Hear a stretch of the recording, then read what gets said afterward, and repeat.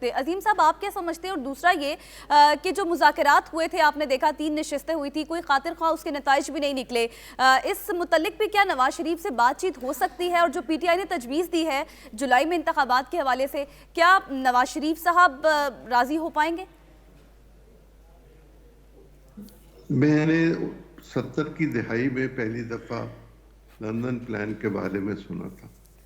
اب میں 68 برس کا ہو گیا ہوں اور اب تک یہی کچھ سن رہا ہوں. جو میرا انالیسس ہے وہ یہ ہے کہ وہ لوگ جو خود پرستی کے شکار ہوتے ہیں اور پرفارم نہیں کر سکتے اور اپنی شخصیت کے گرداب میں گھومتے رہتے ہیں، وہ اپنے مخالفین پہ، سیاسی مخالفین پہ خاص طور پر اس طرح کے الزامات لگاتے ہیں کہ وہ میرے خلاف سازش کر رہے ہیں اور بیرون ملک بیٹھ کے سازش کر رہے ہیں.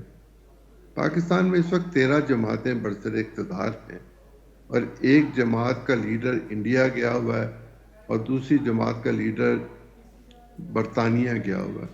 کس نے کہاں سازش کرنی ہے؟ کیا انڈیا میں کرنی ہے یا لندن میں کرنی ہے؟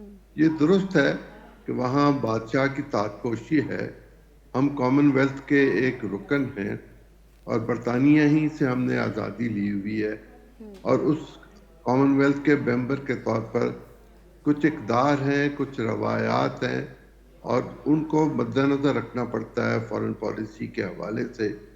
اس لیے ہمارا وہاں جانا ضروری تھا تاکہ دنیا کے مختلف لیڈروں کے ساتھ ملاقات ہو سکے، انٹریکشن ہو سکے اور ہم جو گمے ہوئے ہیں ان کو کوئی راستہ مل سکے. باقی یہ کیسے ممکن ہے کہ میں کسی شہر میں جاؤں جہاں میرا بڑا بھائی رہتا ہو اور میں اس کو نہ ملوں؟ میرے نزدیک کوئی کسی قسم کی کوئی سازش نہیں ہو رہی اور عمران خان صاحب اگر اپنی خود ستائشی سے باہر نکلیں، اپنی پرفارمنس پر نظر ڈالیں تو یہ ان کو محسوس ہوگا کہ وہ لندن میں اپنے ایک ٹھیک ہے یہودی سر، سالے کے آپ نے لیے ایک بہت اچھی بات کی. میں آپ نے فکرہ پورا کر لوں، جی میں فکرہ پورا کر.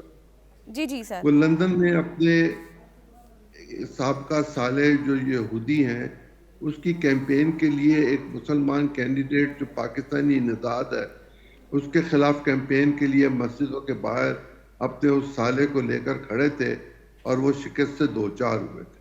ٹھیک ہے.